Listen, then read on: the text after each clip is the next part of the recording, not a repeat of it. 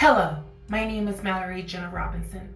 Join me on A Hateful Homicide, a true crime podcast dedicated to telling the stories regarding the murders of transgender, gender non-binary, and gender diverse community members in the United States and abroad. This is A Hateful Homicide. 911, what's your emergency? Yeah.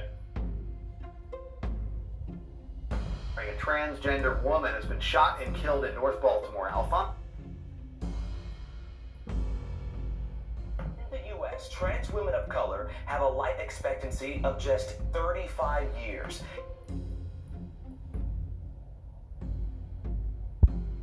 This happens on a daily. Another one of my friends got killed right up the street from here. These cases are true. The victims are real, and their voices matter. This is A Hateful Homicide.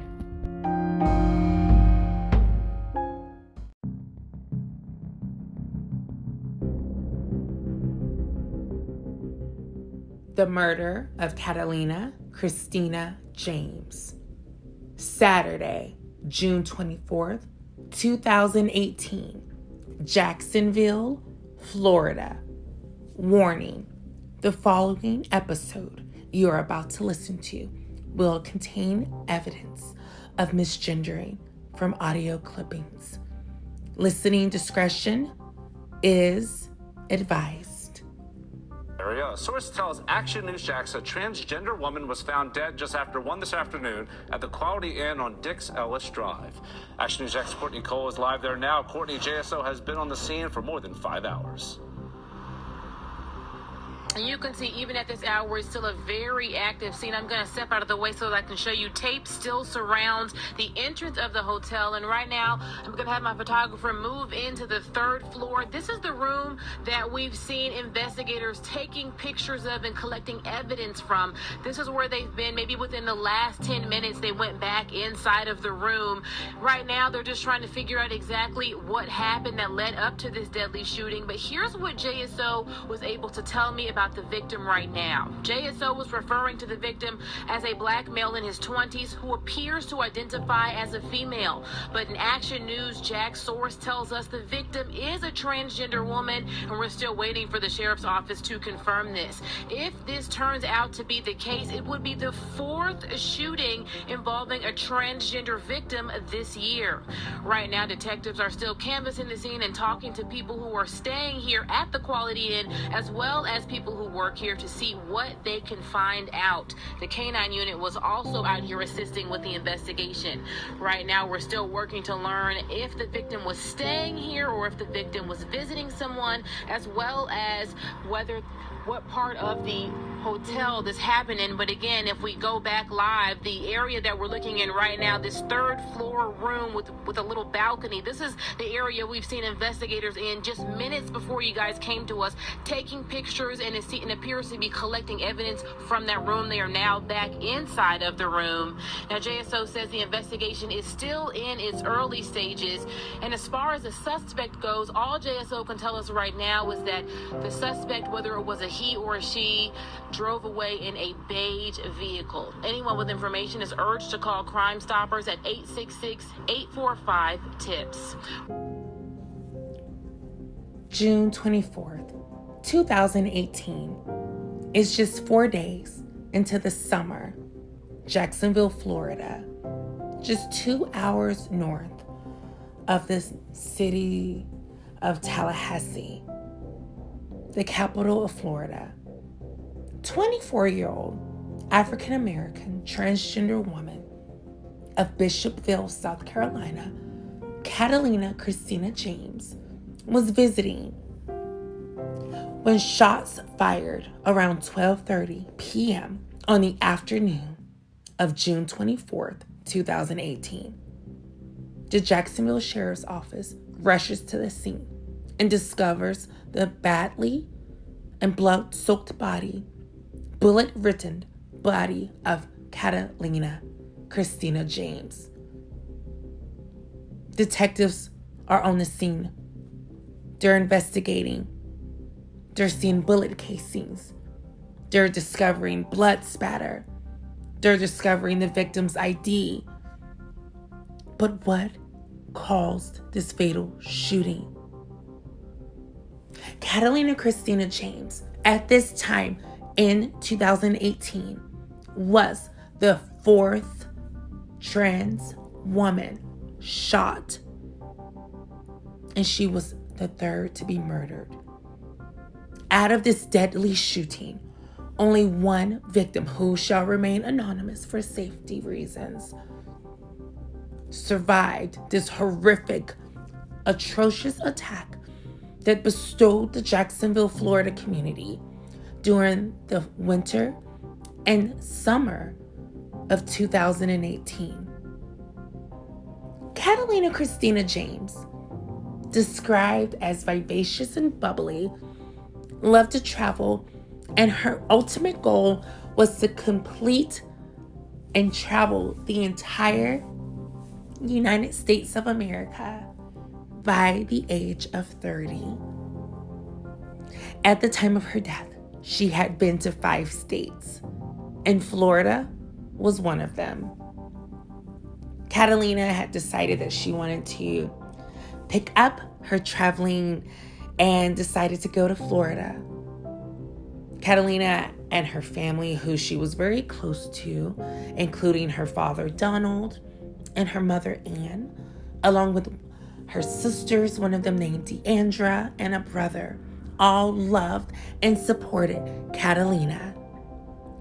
And so it was so shocking when the detectives called and let her family knew that she had been murdered, shot over 6 times off Dix Ellis Road on an 8300 block in the Quality Inn in Jacksonville, Florida, just a little after 12:30 p.m. on Saturday, June 24th, 2018. There had been a growing fear at this time that there was a serial killer. There had been a murder. Lives had been lost, and the LGBTQ community wanted to know what was going to be done. At this time, when Cathalina was shot and murdered, she had been, again, the 4th victim. The first victim, the murder happened around February of 2018. Initially, the JSO, the Jacksonville Sheriff's Office, wasn't suspicious that there was a serial shooting, let alone a serial murder happening. But by the time in June of 2018, when Cathalina had been shot, that suspicion had become a reality. There was a serial shooter in Jacksonville, Florida, targeting Black trans women. The community, in fear for its safety, spoke up and wanted to know what was going to be done. Advocates and activists led to the Jacksonville courthouse, the Duval County Courthouse, to want to know what is going to be done in response to all of these brutal shootings. The only evidence that the Jacksonville Sheriff's Office would release and confirm was that there was a beige sedan seen driving away from the scene at the time of the shooting. Is this car in connection to the murder of Cathalina Christina James? Is it in connection to the other hateful homicides that bestowed the Jacksonville community in the winter and summer of 2018? The community wanted to know, was there a serial killer targeting transgender women of color in Florida? This case garnered so much attention. The victims ranging from ages 38 to 22. Anastasia English was one of them. Celine Walker was the first at the age of 36. And so many times, and like so many cases that we've covered, this evidence of misgendering happened to much in the community. And they were done. My community, our community, the transgender community, decided to speak up and speak out regarding these shootings. They wanted to know what was going to be done. They wanted to know why were their trans sisters being murdered brutally without any justice. And the Jacksonville Transgender Action Committee, an organization partnered with another agency, nonprofit called Jasmine. Both transgender agencies in Jacksonville catered to supporting and advocating for the transgender community, spoke before the Duval County Courthouse in response to these heinous and hateful homicides that had begun to plague the Jacksonville community. And what I want you to understand is this here. Hello, I'm Paige Parks and my address is on file. I am transgender and I represent Transgender Awareness Project here in Jacksonville, Florida. I am here to talk about the relationship between the JSO and the transgender community, which is none. And I wonder why the JSO isn't investigating these crimes that has happened with Celine Walker back in February and Natasha just a couple of weeks ago. They're sitting on these crimes and they're not doing anything with the cases. And I want to talk about the relationship that JSO doesn't have with the transgender community. When girls are on the north side, they're coming home from work, or they're just walking down the street, and JSO is pulling those girls over, harassing them, asking them where they're going, naming them as prostitutes when these girls live in the neighborhood.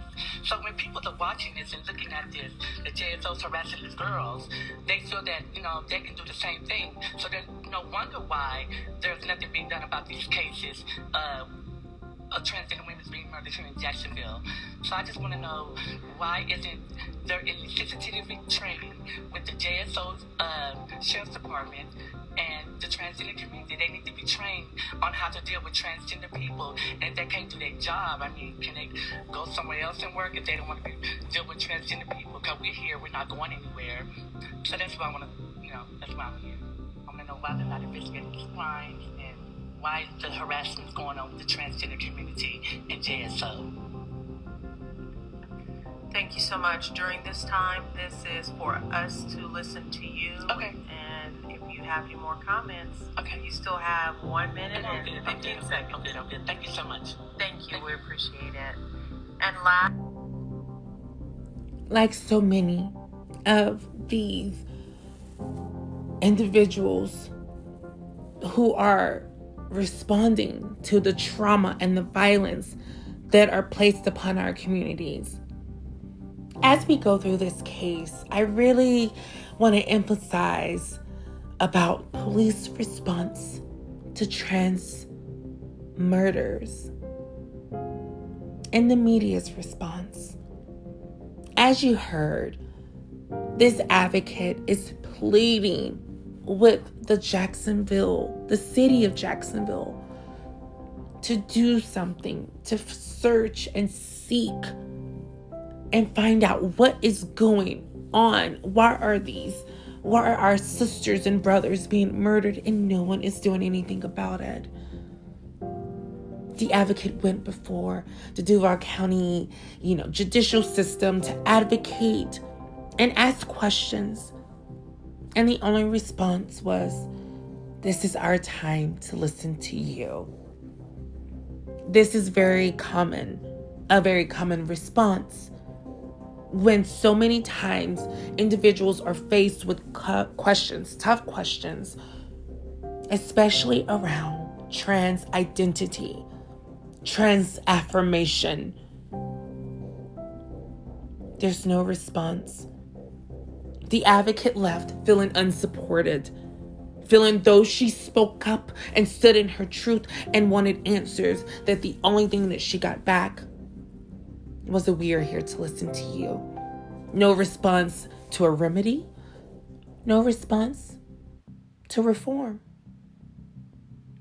So my audience, as you listen, I will take you through this case to really give you an insight into the concept of the sheriff's response And again, we have to also look at the geography. Florida, a state where I taught middle school science and history for 5 years. I actually taught in Jacksonville, Florida. And I was in Jacksonville, Florida in June of 2018 when Cathalina Christina James and the others were murdered. I remember at that time fearing for my own safety and wondering, am I next?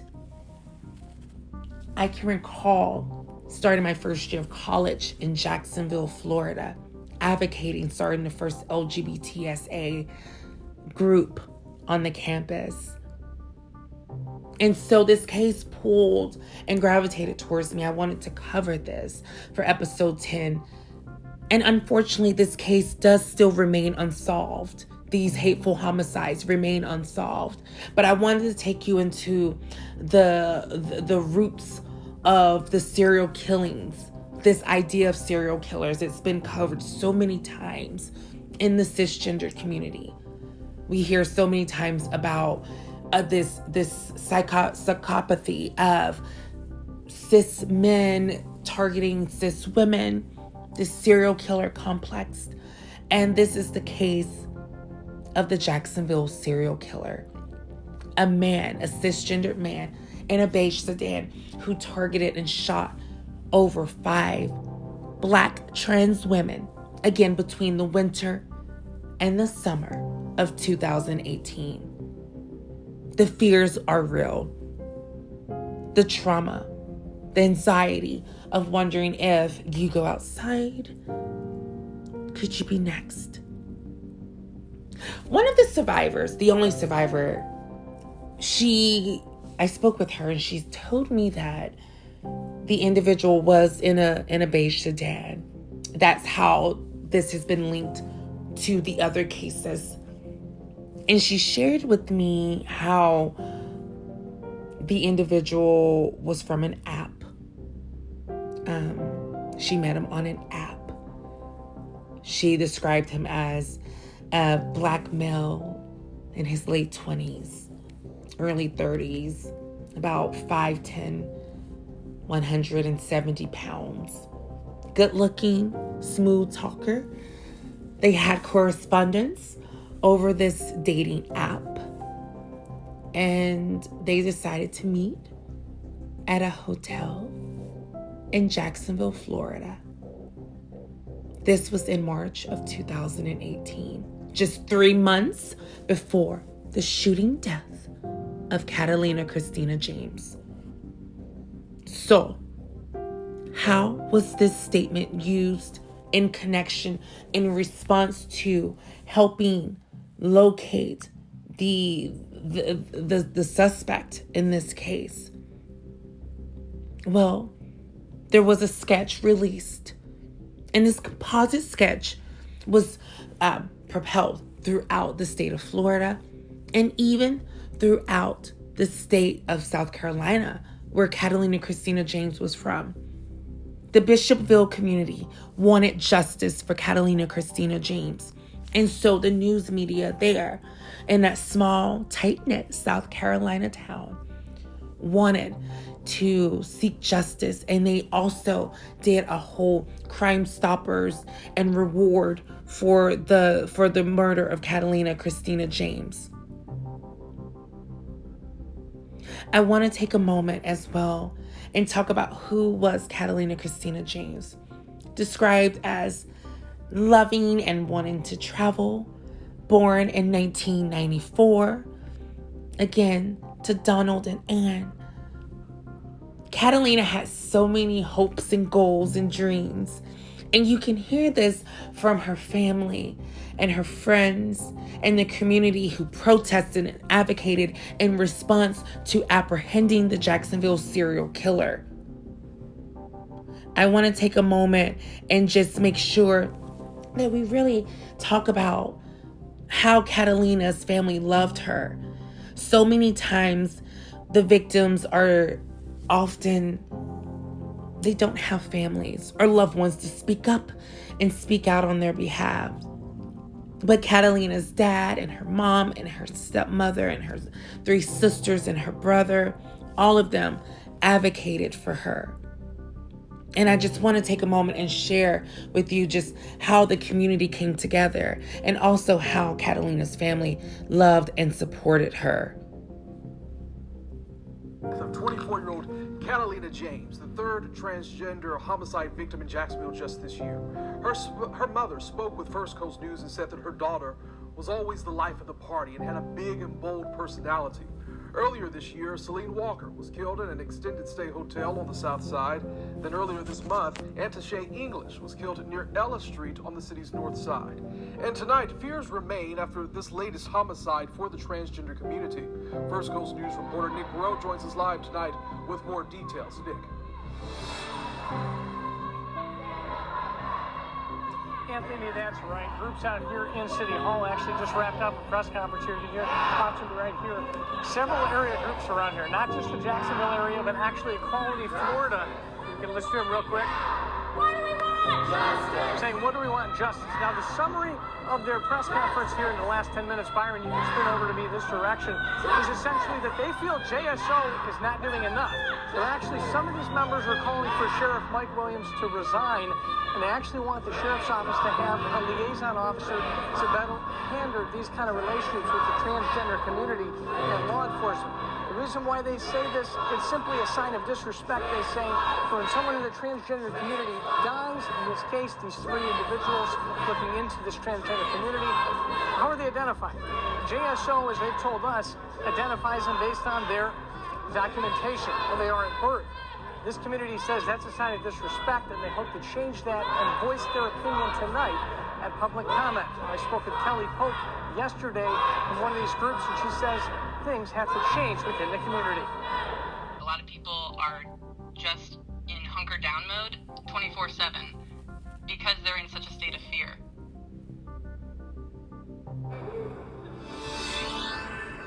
And back out here live again, we're going to have these comments here for you later on tonight. First Coast News. Again, this press conference just wrapped up, calling for big changes from this community from within the Sheriff's Department and JSO. Reporting live from City Hall tonight, Nick Perot, First Coast News on your side. So many times this has been the case.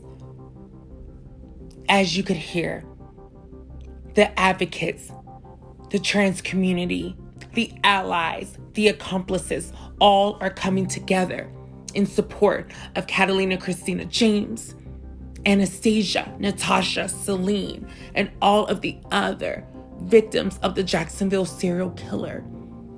This unknown Black cisgendered man between his late 20s and early 30s, targeting and murdering, committing hateful homicides against Black trans women, again ranging between the ages of their early 20s to their late 30s. Cathalina Christina James was traveling through Jacksonville, Florida, when she was shot over 6 times in the head, the chest, and the back. As detectives were going through the room and documenting, they discovered Cathalina's phone. The phone contained evidence on an app. The app contained a profile. And when the computer analysts went over that phone, they were unable to track the IP address. And this again was another setback in this case that was growing bigger and bigger by the minute. A serial killer targeting Black trans women driving in a beige sedan. The thing is that though these cases happened in Jacksonville, Florida, there was a growing suspicion that the serial killer was actually starting to expand his hunting ground. A shooting happened, shots fired in July of 2018 in Orlando, Florida. Another Black trans woman was shot. She survived, and she remains anonymous. the case was linked to the Jacksonville serial killer because of the beige sedan. The fear, the rational fear of the trans community, of its allies, and the lack of response from the Duval County Police Department as well as the Jacksonville Sheriff's Office. These two tensions were coming to a blow. Advocates wanting to know, what is the Sheriff's Office going to do? They're asking for the removal of its captain because of the lack of response, the apathy shown towards the victims, the consistent evidence of misgendering, dead naming, victim blaming, and shaming. Each and every one of these victims were not a person of sex work, was not an IV user. And just because they were Black and trans women do not mean that their voices should remain unheard. The goal with this case, and like so many others, is to raise awareness. And when these hateful homicides happen, and they do happen far too often, again, the media misrepresents, and the law enforcement does little in so many cases, unfortunately, to seek justice. But in this case, and still to this day, advocates are advocating and fighting in Florida, in Jacksonville, and even its capital at City Hall in Tallahassee, Florida. As of 2021, there has been continued activism, advocacy, and changes being made to bring the Jacksonville serial killer to justice.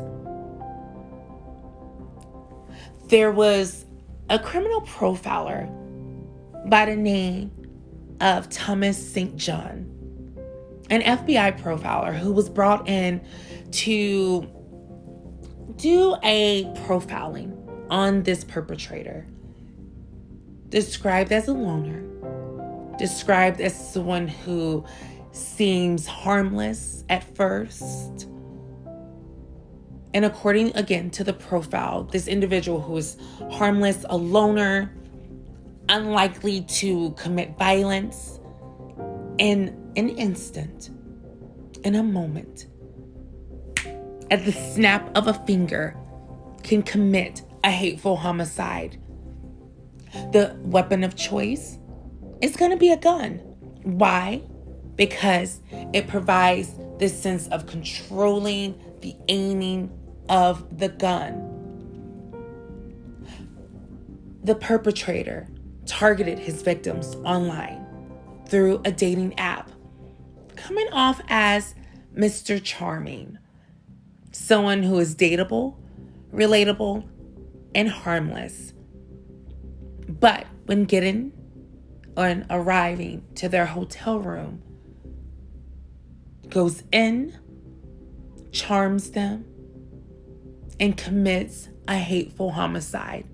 Not only once, not only twice, but 5 times in the span of 5 months. The victims, the ones who survived, their families, the victims who are no longer here, like Cathalina Christina James, all of these victims' families are wanting justice and are seeking answers. They are wanting to know exactly what happened to their loved ones. How can they get justice and seek answers? And this was definitely the case for Cathalina Christina James's family. Her mother and her father, Donald James, speaks out about this crime. He remembers warning his daughter as she would go and travel. Cathalina, who was part of this dance group who loved to travel and dance and explore, photogenic, can be seen in photographs with her parents, her dad and her stepmom and her sisters and brother, her grandparents. This tight-knit Bishopville, South Carolina, Southern family who all came together to seek justice for the life and the unfortunate death of Cathalina Christina James. And this can be seen, again, through the voice of her father. He's going to talk about how he loved his daughter. And though he misgenders her, you can still see that he cares for his daughter. And her mother cares. And her family and all of them, each and every one of them, wants justice for Cathalina. It's time, they say, to seek justice and get answers. Bill was shot and killed in Jacksonville, Florida on Sunday, becoming that city's third transgender murder victim in just 3 months. News 19's Jenna Christina spoke with the family about their loss. Life-changing. Life-changing. Hard stop. I was like, no, this can't be true. 24-year-old Bishopville native Cathalina James was found shot and killed in Jacksonville, Florida. She always found a way to steal the show. All eyes was always on Cathalina, basically.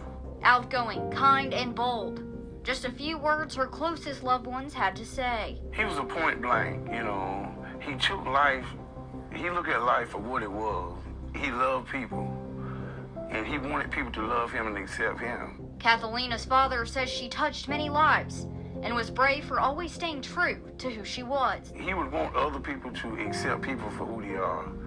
Transgender, gay, whatever you believe in, he want other people to be accepted the same way. Cathalina's mother says she loved to travel, and that is why she was in Florida at the time of her death. While the case is under investigation, the family just wants answers. Closure, that's the biggest thing. If we could just find out who committed the crime and somebody's brought to justice, it'll be a lot of rest nights that we don't have to go, sleepless, basically, because there's a lot of sleepless nights right now. In Bishopville, Jenna Christina, News 19 WLTX. The family is having...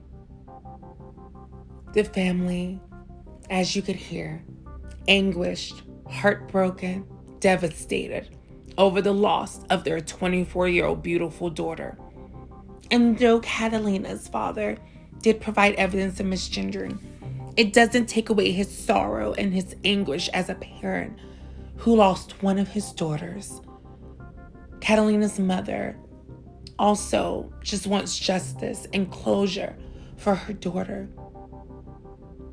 Cathalina was just traveling, living her best life, and went on a dating app and wanted to just seek some socialization. And we don't know exactly whether there was a hookup or anything of that nature. According to one of the survivors that I spoke with, there was never sex involved. It never got to that point. The Mr. Charming would, be kind, and then he would just start, reacting violently and ultimately shooting them. So it happened literally within 5 minutes. And, unfortunately, around Saturday, June 24th, 2018, 1 p.m., again, on the 8300 block at the Dickstraw Quality Inn in Jacksonville, Florida, 24-year-old transgender woman Cathalina Christina James was shot 6 times, twice in the head, twice in the chest, and twice in the thigh, bleeding to death and being pronounced dead at 1 p.m. Eastern Pacific Standard Time in Jacksonville, Florida. Cathalina's family has been devastated, lost, shocked, saddened, confused, wondering when is there going to be justice. But regardless of what has happened, the community continues to support each other, hold on to each other, and never give in. And as we prepare to conclude, I just want to share one last evidence of just how much the Jacksonville serial killer, this Mr. Charming, not only traumatized Cathalina's family, but again, the Jacksonville, Florida community in 2018 and still to this day. I want to share this with you all. Transgender community.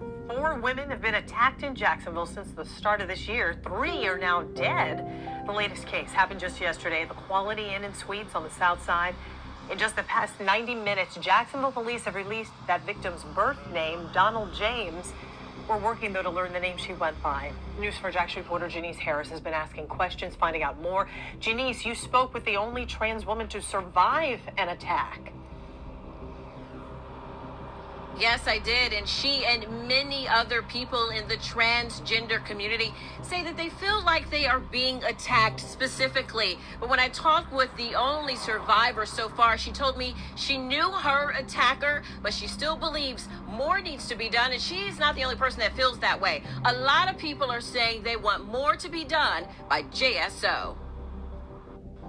A transgender woman was found shot to death inside this Quality Inn on Jacksonville's south side. This is the 4th attack of a transgender woman this year. The only survivor whose identity we are protecting for her safety told me by phone she is stunned. As police investigate the Quality Inn murder, Jasmine, an advocacy group for the lesbian, gay, bisexual, transgender, and questioning LGBTQ community, fears these crimes will be overlooked. Cindy Watson is their CEO. How does the LGBTQ community feel about these attacks? We see many trans women who are African American, and I think they feel particularly targeted by these crimes. On June 12th, Paige Parks, a transgender activist, expressed her concerns about how police investigate transgender violence before the Jacksonville City Council. I am here to talk about the relationship between the JSO and the transgender community, which is none. The Coalition for Equality has been asking for a meeting with the JSO to talk about LGBTQ concerns.